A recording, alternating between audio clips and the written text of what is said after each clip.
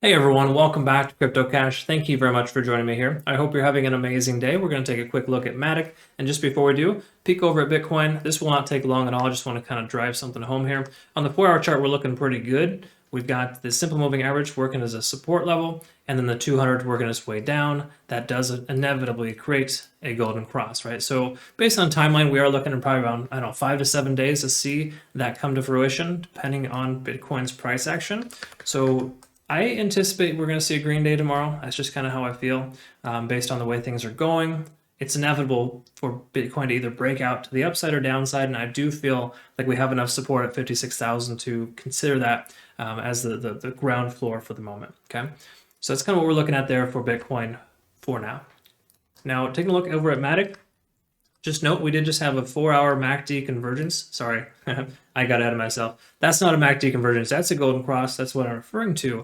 Could happen with Bitcoin, right? With a 50 intersects with a 200 in upward fashion. All good things there. And sorry, to rewind, I'm not a financial advisor. So if you're new to the channel, thank you so much for joining me here again. I just love teaching people how to trade, and hopefully you can learn a thing or two here today, okay?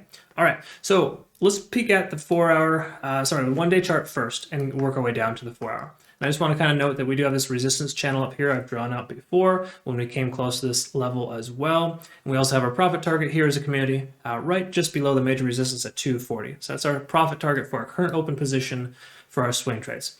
That being said, the 1-day chart looks great because if you can see here, you can see the 50-day working out as a pretty strong support level, kind of pushing the price action up. Yes, it came below, but it's holding fairly well considering all the misbehaving that Bitcoin's been doing recently, right? And plus, Matic has just really good, strong fundamentals. Do your own research if you haven't already, but it's great big picture coin. And we can see here that we're looking at on what, go to MACD convergence a while back, a few days ago. So those are all good things. We're up over 50 and below 70 on the RSI, plenty more room for growth. So if it shoots up and continues to shoot up like it has been, it'll have a lot more options to continue without getting stopped out. The only thing that might hold it back, just so you know, is this resistance channel, right?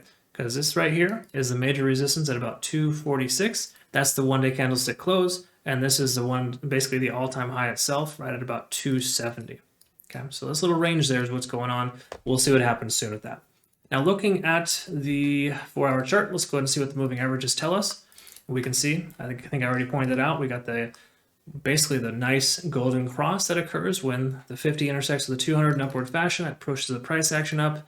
We have a strong MACD convergence previously. That was roughly that's more like 3 or 4 days ago. But that definitely started pushing the price action higher. And of course, the price keeps kind of bouncing around 70 RSI. So it's kind of just hovering on the range of being overbought, but on the same accord, still low enough to be able to continue this push.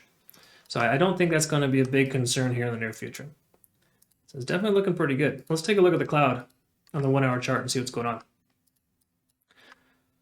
All right, so key takeaway here is with the cloud, price being above the cloud, it's a good sign. It can oftentimes work as a support, okay? So we might see that here as well with a continuation to keep the price action higher or just go sideways until it can break that resistance.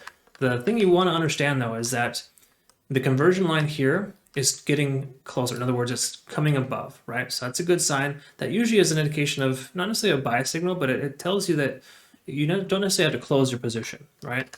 Now, bear in mind, we do have contradicting elements here. In other words, this guy here, the lagging span, has already intersected with the price action, so we should have closed our position a while ago or trimmed, whatever the case is. That's how the Ichimoku cloud works. It's kind of safe and conservative in that sense, so you should have only had your position open during this time. Once it hits here, you get out. That's kind of the concept. So for lack of better terms, we get this conversion line back above the baseline, we'll be in good shape.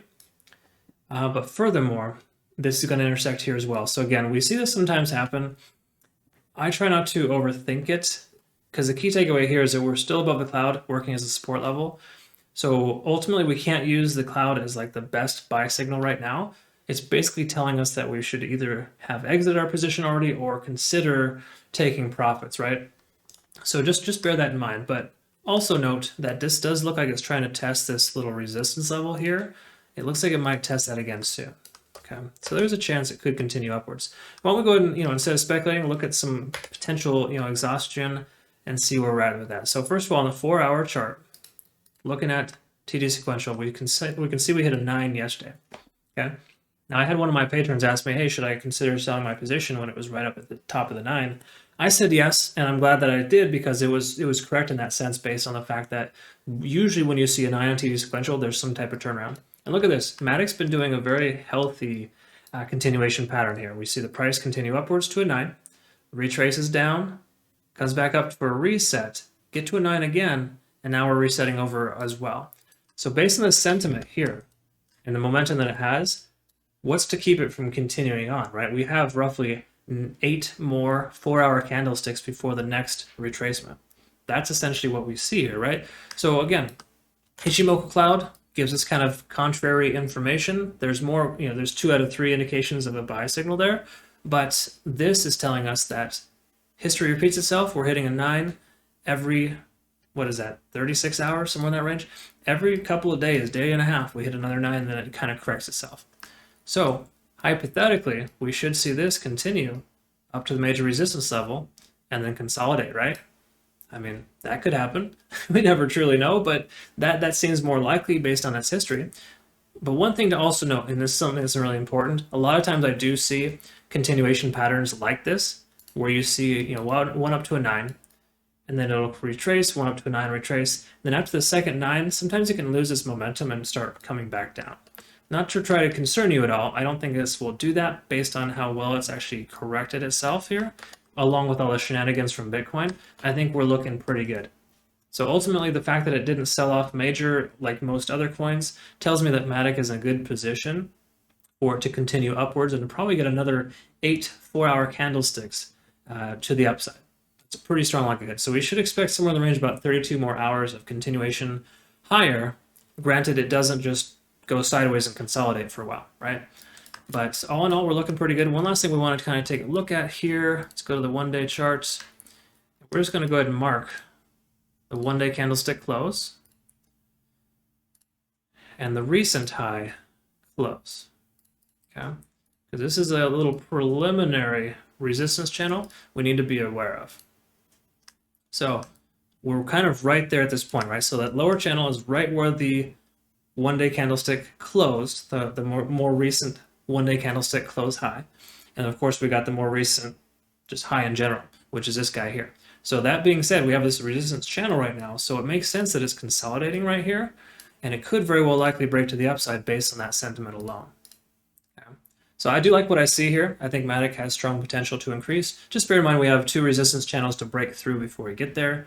But there's a great chance that with this kind of pattern here and the fact that it's consolidating and had a good chance to kind of recover, we could very well see another leg up in the next 32 hours, right in that range, okay? So something to consider, of course, but all in all, I hope you found benefit here. That's really all I have for the moment. We'll worry about how high this will go soon because I'm going to plan to cover this again in the very near future. And then we'll go ahead and kind of see what the potential is. But, ultimately we need to get past 270 in order to get, in order to really consider that, because that's when great things start happening once we break those all-time highs. And we're almost there. All right, folks. Well, I hope you had a good one. Hope you enjoyed, and we'll look forward to seeing the next video. Have a great rest of your day. Thanks again for your time. See you soon.